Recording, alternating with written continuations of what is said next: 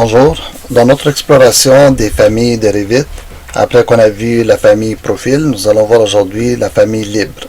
Donc la famille Libre est une famille qui peut s'installer sur le plancher ou n'importe où, on peut la déplacer facilement. Elle n'a pas besoin d'une famille système pour s'intégrer comme les portes et les fenêtres et les autres ou certaines d'autres familles. Donc nous allons faire aujourd'hui donc une table, on aurait pu faire aussi une bibliothèque ou une chaise. Donc allons-y voir si on va dans New, Famille. Je vais aller dans ma librairie impériale et je vais aller chercher Furniture. Donc les autres familles, il y en a qui dépendent des autres, comme les profils dépendent d'un système d'extrusion, de projection. Les fenêtres dépendent du système des murs, les portes aussi, et ainsi de suite. Donc pour nous, on va faire aujourd'hui un mobilier libre qui ne dépend d'aucun autre système. Sauf peut-être pour le déposer, il faut le déposer sur un plancher. Donc on va faire Open. Donc notre table, nous allons le faire de 4 pieds par 4 pieds de 30 pouces d'auteur. Nous allons le faire, ça va être votre première étape de faire la notion paramétrique d'un objet. Qu'est-ce que ça veut dire? Ça veut dire que, à titre d'exemple, si je change la largeur de la table, les pieds vont rester toujours à la même distance de la périphérie. Donc, comment on commence? On va commencer par projeter nos lignes ou nos plans de référence. Je vais lui dire que on va faire des décalages de 2 pieds. Comme ça. Je vais prendre l'outil pic et nous allons piquer de 2 côtés. Donc ça me permet d'avoir la périphérie de ma table. Pour commencer, je vais tout de suite créer un système d'annotation. Donc je vais lui dire, ces axes-là, il faut toujours qu'elles soient égales. Dans l'autre sens aussi. Donc on fait ça égal. La distance totale ici, qui est de 4 pieds, et la distance totale ici aussi de 4 pieds, on va la paramétrer, c'est-à-dire que je vais sélectionner le code et là dans le menu contextuel j'ai ça qui apparaît, les labels. Donc ici je peux créer un paramètre, puis comme ça quand je vais les paramétrer, ça veut dire que je vais créer un paramètre partagé avec le fichier d'insertion. Ce que je vais écrire ici, il va apparaître dans les propriétés de l'objet où je serai capable de le changer. Donc ici, je vais appeler ça longueur. Donc ça va être la longueur de ma table. C'est un paramètre type et non pas instance. Si je choisis instance, ça va s'afficher ici dans les propriétés. Et ça veut dire que je serai capable de changer la longueur des tables une à la fois. Tandis que si ça affiche dans le type, ça veut dire que ça va être que je pourrais le modifier à partir des edit types. Et à ce moment-là, si je le change pour une table, ça va changer pour toutes les autres. Donc c'est à vous de décider, de savoir ce que vous voulez. Donc le mot longueur s'affiche à côté. Je vais prendre celui-là, je vais créer le même paramètre. Et ici, je vais l'appeler largeur. Donc là, on a créé des paramètres pour les deux. Il y a une autre chose que je vais faire tout de suite. C'est aussi pour les pieds. Donc je vais retourner dans Create, dans le plan de référence. Je vais faire une distance de 8 pouces avec pic. Donc ça va être l'endroit où les pieds de ma table vont être affichés.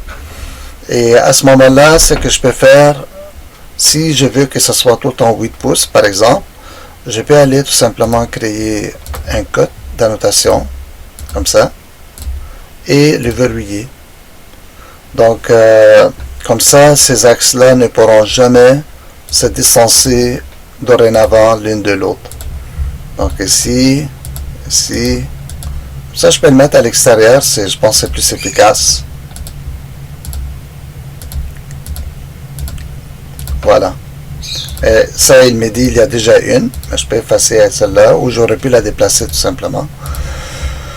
Donc maintenant, j'ai comme verrouillé ces distances-là. Donc la première chose que je vais faire, c'est dessiner ma table. Donc, je vais aller dessiner une extrusion. Il y a différentes façons de faire la table, bien entendu. Donc, je vais prendre l'outil rectangle et je vais dessiner sur l'ensemble, sur la longueur et la largeur. Puis, au moment de la création, je vais juste vous faire remarquer un outil. Donc, lorsque on prend l'outil rectangle, dans certains cas ici, vous pouvez avoir par exemple un outil qui s'appelle verrouiller ou lock. Là, présentement, il n'est pas là, donc je le sélectionne comme ça. Maintenant, une fois que c'est fait, on peut faire un outil très intéressant qui serait de aligner vos objets sur la grille. Je prends la grille en premier, puis ma ligne en deuxième, et je les verrouille ensemble. Pourquoi? Pour que plus tard, étant donné que moi j'ai créé des paramètres pour les axes, lorsque je vais changer ces paramètres, la table va changer en conséquence. Donc, je vais faire ça pour tous les quatre. Et ici aussi. Voilà. Donc maintenant, ces paramètres ou le profil de la table est verrouillé avec les axes. Maintenant, je vais vérifier pour la hauteur. Donc la hauteur, je vais lui dire que la hauteur commence à 30 pouces et elle finit à 32. Ça veut dire que ma table est de 2 pouces de haut. Mais tantôt, on peut aussi paramétrer la hauteur. Donc on peut changer ça. On va paramétrer aussi les matériaux. Donc, je vais commencer par lui donner un matériau de bois. Ça, c'est mon matériau par défaut. Admettons que j'ai choisi ces matériaux-là. Je l'envoie dans mon dessin. Et là, je l'ai choisi. Maintenant, il est choisi, mais je vais cliquer sur la petite case à côté.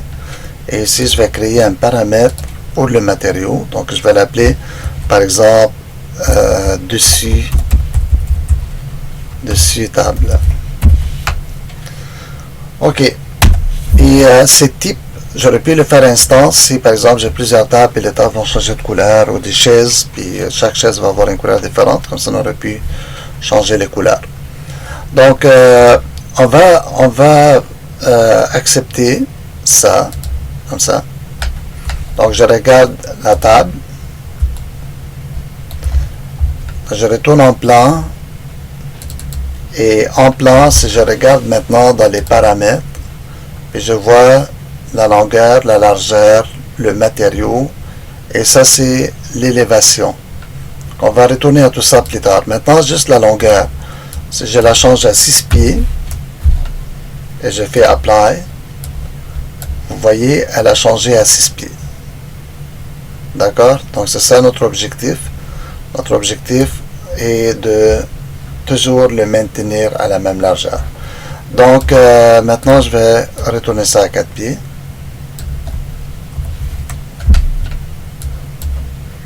On va dire OK. Très bien. Donc rendu ici, nous avons maintenant la prochaine étape à faire, c'est de faire les pieds. Donc pour faire les pieds, plutôt que de les faire en extrusion comme des pieds simples, je vais le faire peut-être juste pour vous introduire ici la notion de la révolution. Donc, qu'est-ce que je vais faire? Je vais aller en élévation. La révolution, il faut la faire en élévation, on n'a pas le choix. Le pied va tomber ici. Donc, je ne vais pas oublier d'aligner mes objets. Donc, allons-y voir. Notre première étape serait de prendre l'outil Revolve. Je dois dessiner le profil et par la suite choisir l'axe de rotation. Donc avec le profil, on va commencer par, disons ici, je vais aller à 2 pouces, donc peut-être 1 pouce et un quart, 1 pouce, ici je vais prendre 5,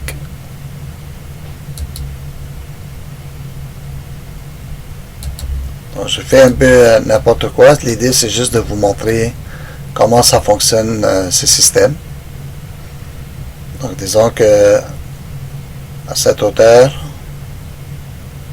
je vais faire une base un peu plus large pour faire tenir la table. D'accord.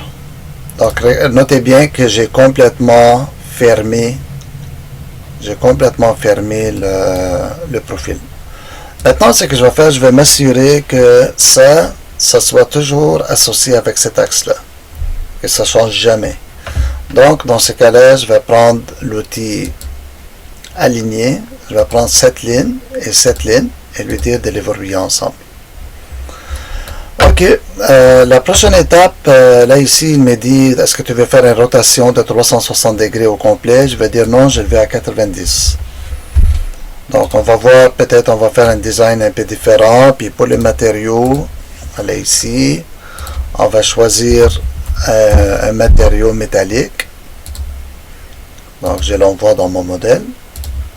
Et l'autre chose, je vais cliquer ici et je vais lui dire, je vais créer un paramètre. Et dans ce cas-là, je vais l'appeler par exemple pied.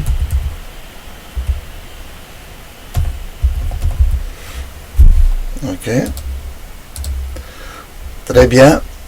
Donc là, tout est prêt. Je peux maintenant créer la rotation.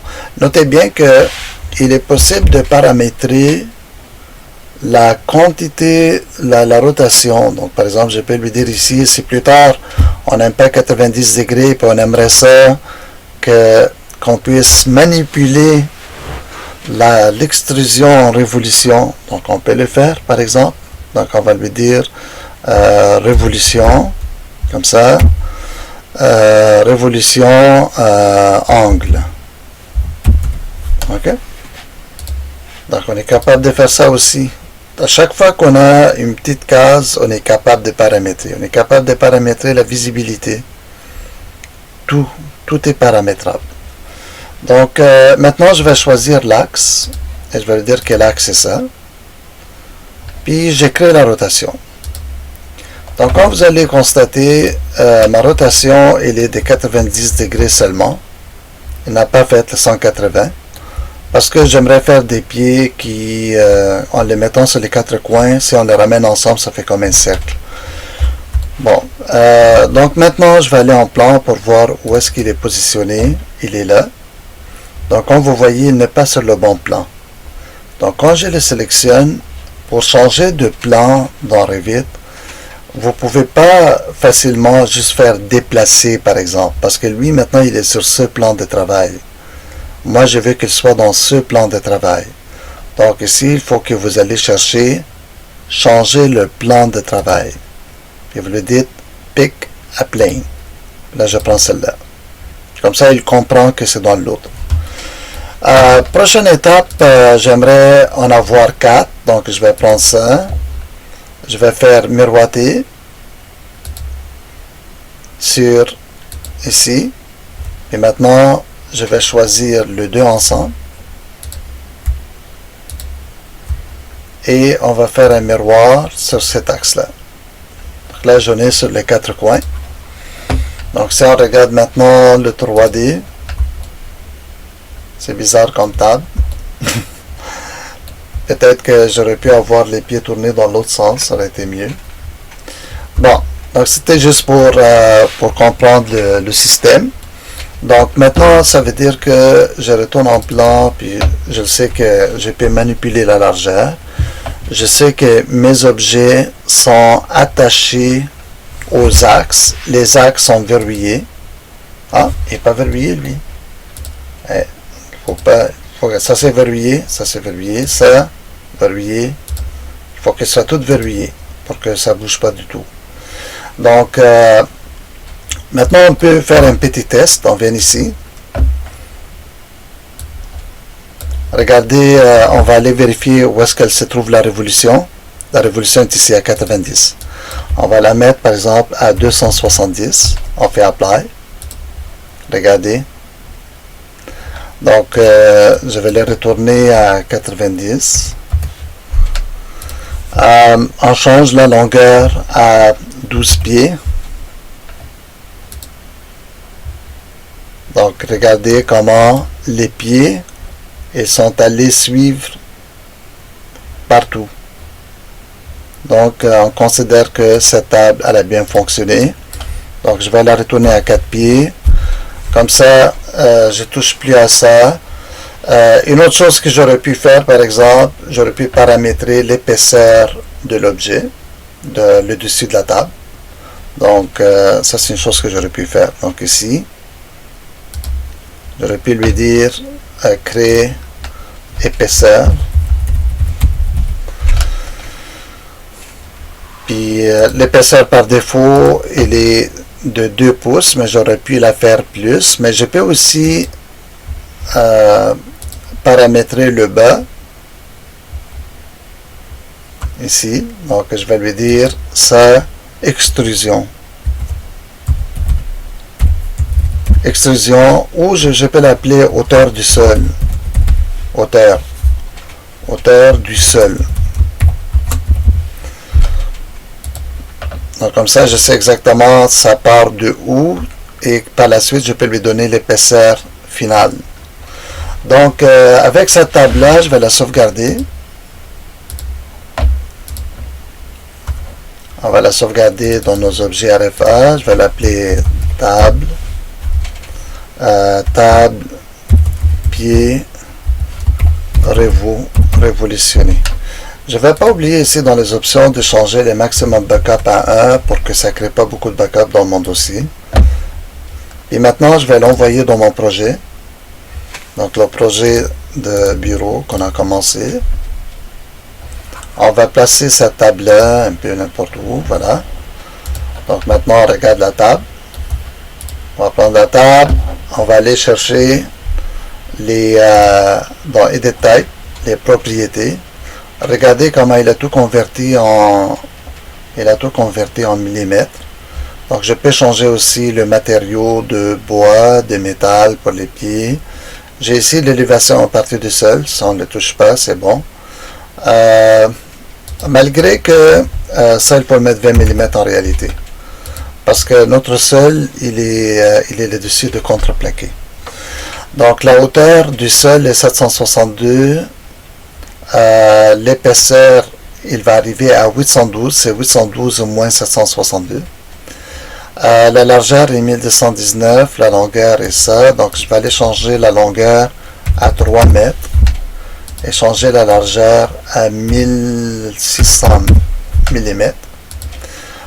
Ça, je vais les mettre à 180 degrés. Je vais voir qu'est-ce que ça donne. On va lui dire OK. Dans tout ça. Donc, on regarde les pieds. Regardez les pieds à 180. On regarde la table. La largeur, la hauteur, tout est beau. Puis, la distance, les pieds de la périphérie est toute bonne. Donc, ça, c'est quelque chose de bien fait. On va aller chercher, changer un petit peu la hauteur. Donc, si je peux lui dire, par exemple, regarde, la hauteur, je veux 800 du sol et je veux que ça monte jusqu'à 1000 la hauteur finale. Donc ça va faire 200 mm d'épaisseur, qui est 4 pouces. Donc ça c'est mon 4 pouces.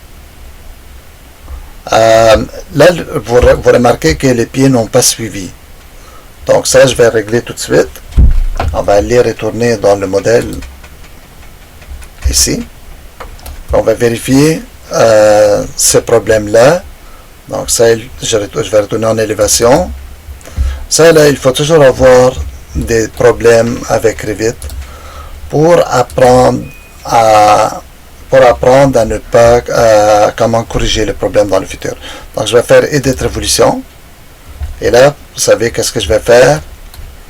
Je peux lui dire attache à la table le haut. Attache-le. Donc comme ça, il va toujours le suivre. Donc on va aller lui dire on a fini. C'est bon. Et maintenant, on va sauvegarder. L'envoyer de nouveau dans notre projet. Donc comme ça, il va le mettre à jour. On va lui dire overwrite. Et regardez, il y en a un qui a suivi, vous voyez. C'est celui que j'ai corrigé.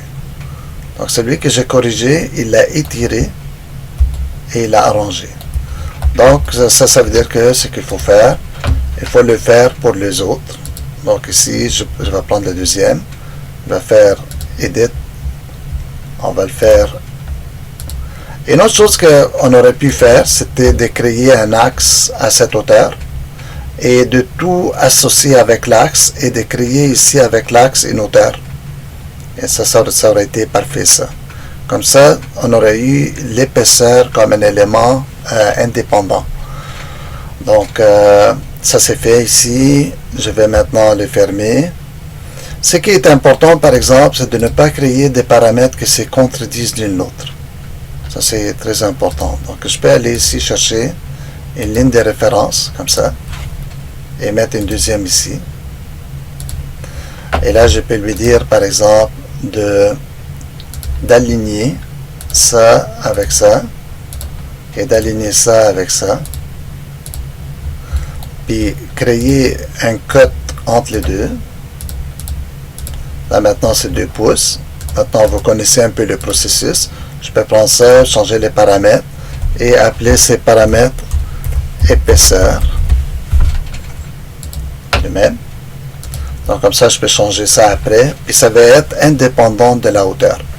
Donc, la hauteur, il faut toujours la gérer avec ça. Là. Donc, il faut vraiment attacher ça à la table pour qu'elle soit toujours attachée. Donc, maintenant, je suis en back. Je vais aller en front. Donc, ça veut dire que je vais voir maintenant les autres de l'autre côté. On va faire Edit. On va faire attacher ça avec ça. Ça, c'est fait. Ensuite, on va faire avec ça ici. Donc, l'important, c'est de comprendre les principes. Donc, le principe d'attachement, c'est un principe qui va retourner souvent lorsqu'on va faire des fenêtres et tout. Donc, maintenant, je sauvegarde tout ça. On envoie ça dans le projet, de nouveau. On fait Overwrite. Donc, maintenant, comme vous pouvez le constater, tout est attaché. Et maintenant, ce que je peux faire, je peux aller encore dans Edit Type et je vais voir un nouveau paramètre. Je vais sélectionner avant. On va voir un autre paramètre qui va s'afficher qui s'appelle épaisseur. Là, on est rendu avec des épaisseurs. Donc, ça, il faut l'enlever. Je vais l'enlever tantôt. Ça, c'était la hauteur totale finalement. Donc, moi, j'ai 800. J'ai 800 de hauteur du plancher jusqu'au bas de la table. Ici, je peux choisir ce que je veux. Donc, je vais mettre 900. Là, ici, ça contredit l'autre. Ça, c'est pour ça que je disais qu'il fallait enlever le bas. Parce qu'il y a un paramètre de trop qu'il ne faut pas l'avoir. On va aller voir ce paramètre de trop, c'est lequel. Donc, ici. C'est le paramètre épaisseur ici. On peut le choisir et on est capable de l'effacer. On va dire que ces paramètres, on n'en a pas besoin. Donc là, comme ça, on aurait vraiment vu tout. Donc ici, si maintenant je lui dis, par exemple, je veux 4 pouces. Donc vous avez vu comment ça montait des 4 pouces. Donc, si je lui dis, j'ai vu 12, ça monte de 12. Donc vous avez vu tantôt, la contradiction était avec le fait qu'on avait un paramètre qui déterminait la hauteur totale. Donc là, il ne pouvait pas dépasser. C'est pour ça qu'il a ramené vers le bas. C'est pour ça qu'il ne faut jamais avoir des paramètres qui se contredisent ou qui viennent se chevaucher les intérêts l'un avec l'autre. Donc voilà, maintenant notre table est vraiment belle. Elle a beaucoup d'options. Je vais la sauvegarder. On l'envoie de nouveau. Ça, quand vous créez quelque chose comme ça, qui est très adaptable, qui vous permet beaucoup des options, vous la gardez à long terme parce qu'elle va vous permettre de faire beaucoup d'options à partir d'un seul objet.